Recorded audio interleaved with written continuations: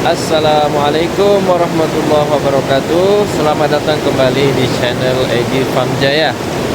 Ya, saat ini saya sedang berada di kampung halaman istri ya, tepatnya di Bedong Atin Banggalang, Nagan Raya, Aceh. Ya, sebagaimana tradisi kebiasaan di Aceh ya, di sebelum Ramadan masuk atau bulan puasa, maka ada tradisi namanya Mak Muka.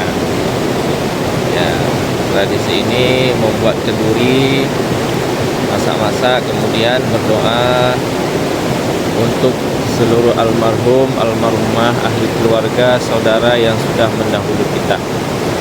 Ya, jadi alhamdulillah di rumah mertua juga sudah selesai. Dan pagi ini kita akan menyaksikan pemberian pakan ayam milik mertua. Ya, ayam mertua yang ya sudah tidak banyak lagi sih. Nah,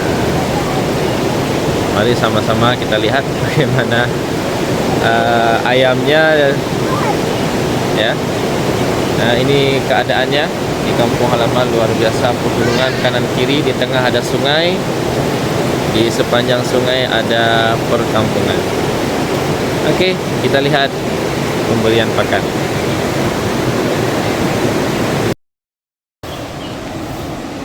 Baik teman-teman, inilah proses pemberian pakan ayam di pagi hari di kampung halaman. Nah, ini teman-teman bisa kita lihat bersama, memang ayamnya tidak banyak lagi ya. Kata ayah memang ya sudah pada mati, sebagian sudah disembelih dan lain sebagainya. Nah, bisa kita lihat teman-teman, itu postur tubuh ayam kampung biasa cenderung kecil. Jadi apa saja faktor penyebabnya? Nah, diantaranya tentu yang pertama adalah gennya, artinya bibit atau indukannya ya. Nah, coba kita lihat ya. Jadi faktor keturunan itu yang pertama. Nah, yang kedua yang sangat mempengaruhi bobot ayam itu sendiri tentu dari pakannya. Nah, teman-teman lihat pakan yang diberikan oleh ayah itu hanya dedak dan nasi yang diaduk, dicampur, dikasih dengan air. Nah, tentu dari segi protein itu sangat kurang. Ya memang nanti mereka akan cari sendiri ya, baik itu dari kalium dari daun-daunan dan lain sebagainya. Ya, tapi kan ya mungkin tidak tercukupi. Nah, itu. Jadi itu adalah faktor ayam itu cenderung kecil. Dan faktor selanjutnya, biasanya ketika ada ayam di rumah yang dilepas begini, itu cenderung dia akan kawin sedarah istilahnya ya. Nah, jadi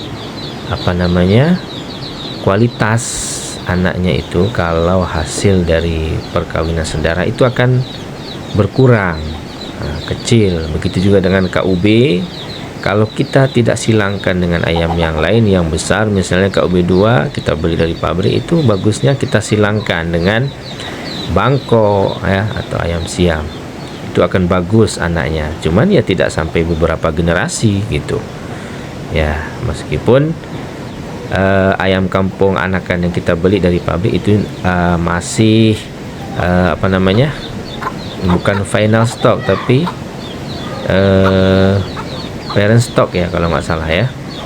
Nah, itu begitu teman-teman ya, artinya parent stock itu masih bisa kita silangkan ya, hasilnya bagus. Berbeda dengan final stock seperti ayam potong gitu ya, itu tidak bisa, tidak bagus lagi. Atau ayam DOC layer petelur ya, itu juga tidak akan bagus, tidak bisa kita kembangkan istilahnya begitu.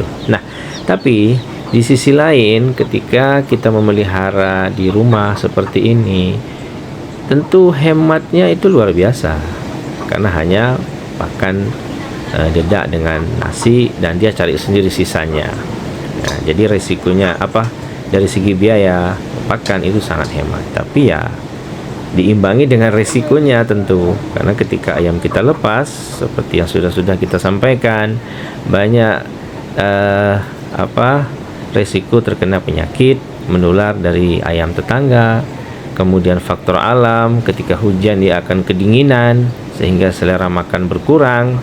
Nah itu, nah ini bisa teman lihat, ada satu indukan yang warna hitam ini, itu dia besar ya, itu adalah ayam siam ya, dia lebih besar ya. Ini menunjukkan faktor keturunan juga ya, ternyata ayam siam itu bagus begitu.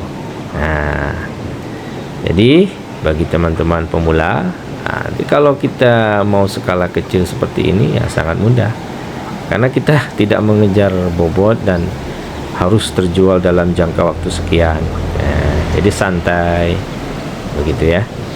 Tapi kalau kita kejar target dan memang serius untuk bisnis ya, nampaknya memang harus kita imbangi pakannya dengan pakan-pakan yang berkualitas, meskipun tidak ada pakan pakan pabrikan.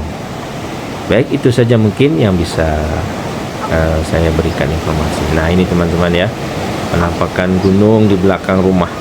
Nah itu sebenarnya jalan pulang ke kampung, ke tempat tinggal saya di kota di Melabu. Ya ini suasananya itu luar biasa. Di belakang rumah langsung sungai, mandi anak-anak. Ini di bawah dapur kandang ayam ya.